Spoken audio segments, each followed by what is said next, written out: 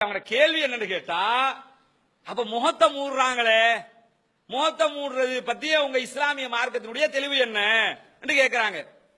இஸ்லாமிய மார்க்கத்தில் பெண்கள் முகத்தை மறைக்க வேண்டும் என்று ஒரு கட்டளை கூட கிடையாது. தெளிவாக நீங்க என்ன புரிஞ்சுக்க, முஸ்லீம்களுக்கே புரியாம இருக்கிறாங்க. பெண்கள் முகத்தை மறைக்க வேண்டும் என்ற கட்டளை இஸ்லாமிய மார்க்கத்தில் யாருக்கு சொல்லப்பட்டதுன்னு கேட்டா, நபிகள் இருந்தாங்கல்ல, முகமது நபி அவங்களுடைய மனைவிமாருக்கு மட்டும். அவங்களை தவிர வேற யாரும் அதை செய்யக்கூடாது.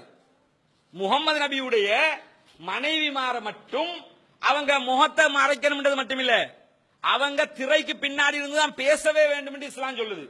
முகமது நபியுடைய மனைவிமார் நீங்க கேட்டீங்களா, அப்ப அந்நிய ஆண்களை அவங்க பார்ப்பாங்களே என்று? அவங்களும் பார்க்க மாட்டாங்க. ஏன் பார்க்க மாட்டாங்கன்னா, திரைய போடணும்னா முகமது நபியுடைய மனைவி உள்ள இருந்து பேசுறதா வெளியில சவுண்ட் மட்டும் தான் கேட்கும். முன்னாடி திரை அமைத்து தான் பேச வேண்டும் என்று முகமது நபியுடைய மனைவிக்கு மாத்திரம், மனைவிமார்களுக்கு மாத்திரம் தான் குர்ஆன் இந்த சட்டத்தை சொல்லுது.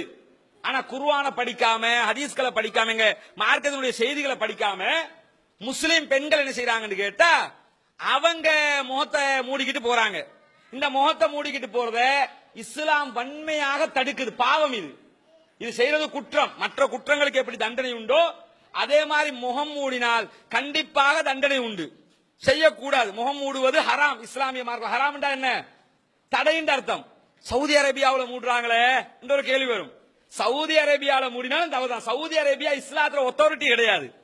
அவங்களும் குர்ஆன் சொல்றதை தான் கேட்கணும், நபிகளார் சொல்றதை தான் கேட்கணும். அவங்க சொல்றதை நாம கேட்கணும் அவசியம் இல்லை.